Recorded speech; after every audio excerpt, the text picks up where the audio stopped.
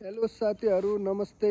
आज म गाउँले जीवन र सहरी जीवनको बारेमा चर्चा गर्नेछौँ। तपाईँलाई गाउँले जीवन मनपर्छ कि सहरी जीवन मनपर्छ? कमेन्टमा आएर चाहिँ अवश्य बताउनु होला। सहरको जीवन गाउँले जीवनभन्दा अलि फरक छ। सहरका मानिसहरू गाउँले भन्दा अलि फुर्तिला हुन्छन्, टाटाबाटा हुन्छन्, होइन? काम एकदम छिटो छरितो गर्छन्। किनभने चाहिँ सहरमा मान्छेहरूका आवश्यकताहरू धेरै छन्। सहरमा सबैसँग घर हुँदैन, रुम भाडामा बस्नुपर्ने हुन्छ।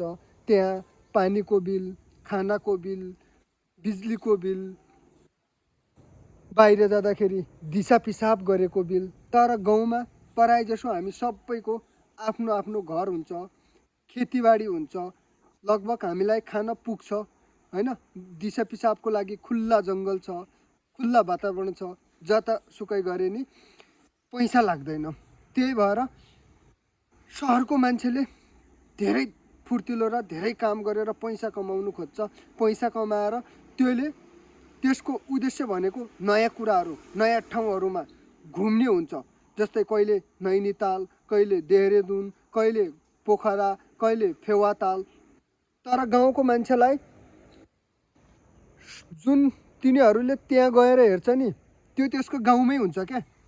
गाउँमा हरियालीले ढाकेका पहाड, चराचुरुङ्गीहरूको आवाज, गाउँको सुन्दरता, हिमालय, हिमशिखरहरू गाउँमै बसेर सबै त्यो जुन मान्छेले त्यहाँ गएर हेर्छ नि, त्यो गाउँमै बसेर हेर्न सक्छ क्या।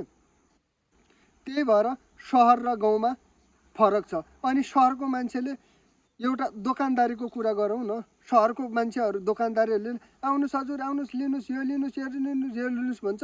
गाउँको दोकानदारीले मजाले बसेको हुन्छ, होइन? सामान छ भने चाहिँ नि छैन, मलाई अहिले टाइम छैन, भरे पछि आउनुहोस् भनेर टालिदिन्छ। किन? त्यसलाई आवश्यकतै छैन। त्यो आफ्नो जिन्दगी एकदम खुसीको साथ जिइराखेको छ, होइन? सुकुन भन्ने कुरा चाहिँ हाम्रो पहाडमा छ क्या। त्यही भएर पहाडको मान्छे सहर जान सक्दैन, सहरको मान्छे पहाड आएर बस्न सक्दैन। यही फरक हो। तपाईँलाई कस्तो लाग्यो साथीहरू? कमेन्ट गर्नु होला है। धन्यवाद।